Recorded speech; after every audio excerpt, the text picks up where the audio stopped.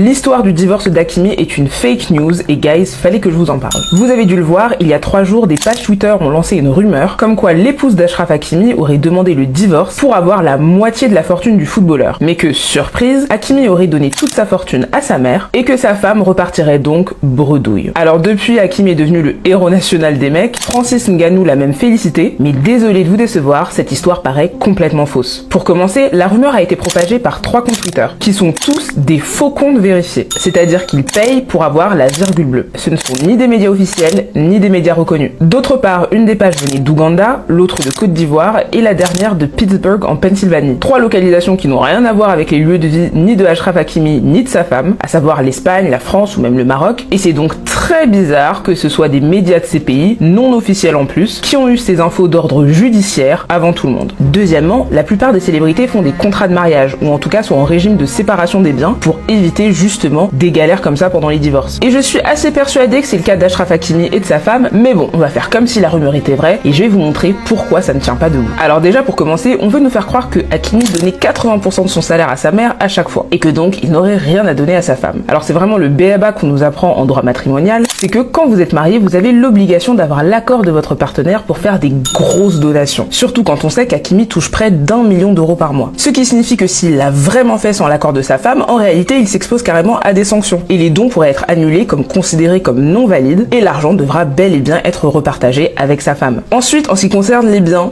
les bijoux, les voitures qu'Hakimi aurait à chaque fois mis sur le nom de sa mère, et bien encore une fois, c'est la même chose. Même si c'est sa mère qui achète, l'argent vient d'une donation qui a été faite sans l'accord de sa femme, et donc tous les biens devraient revenir dans la caisse commune qui serait ensuite repartagée entre les deux futurs divorcés. Et ensuite, la théorie comme quoi le salaire d'Hakimi aurait été directement versé sur le compte de sa mère est tout simplement impossible. En France, un salaire doit être versé sur le compte de la personne directement. Après, bien sûr, la personne peut choisir d'avoir un co-titulaire sur ce compte, mais il n'empêche que l'argent lui appartient quand même. Et donc, quand bien même sa mère pouvait partager ce compte avec lui, il n'empêche que ce compte appartient quand même aussi à Hakimi, et donc pendant son mariage, également à sa femme. Et c'est pour ça que pour éviter ce genre de confusion de biens financiers, on conseille les contrats de mariage ou le régime de séparation des biens. Et d'ailleurs, ce n'est pas terminé, il se pourrait qu'Hakimi ait encore plus d'argent à payer. À savoir qu'en cas de divorce pour infidélité, ce qui semble être le cas pour Hakimi et sa femme, il existe des dommages et intérêts à payer si on estime que c'est une faute exclusive à l'époux. Et enfin, il y a aussi ce qu'on appelle la prestation compensatoire, qui est une somme d'argent versée par le partenaire aisé pour compenser la perte de train de vie que l'autre partenaire menait avec lui. Typiquement, si tu te maries avec un footballeur multimillionnaire, il va avoir un train de vie très élevé que tu vas avoir également, et si vous divorcez, tu as donc droit à une prestation compensatoire pour compenser le train de vie que tu n'auras plus sans lui. Mais je vous rassure, ça marche dans les deux sens. Si un homme se marie avec une femme d'affaires multimillionnaire, il aura aussi droit, en cas de divorce, à une prestation compensatoire. Donc tous ceux qui pensent qu'il est possible de ne rien payer suite à un divorce et de dire que non, j'ai donné toute ma fortune à ma mère, arrêtez de croire tout ce que vous lisez sur internet, faites un contrat de mariage si vous voulez être tranquille, et si vous avez aussi peur du divorce et de partager de l'argent avec votre femme, ne vous mariez pas tout court.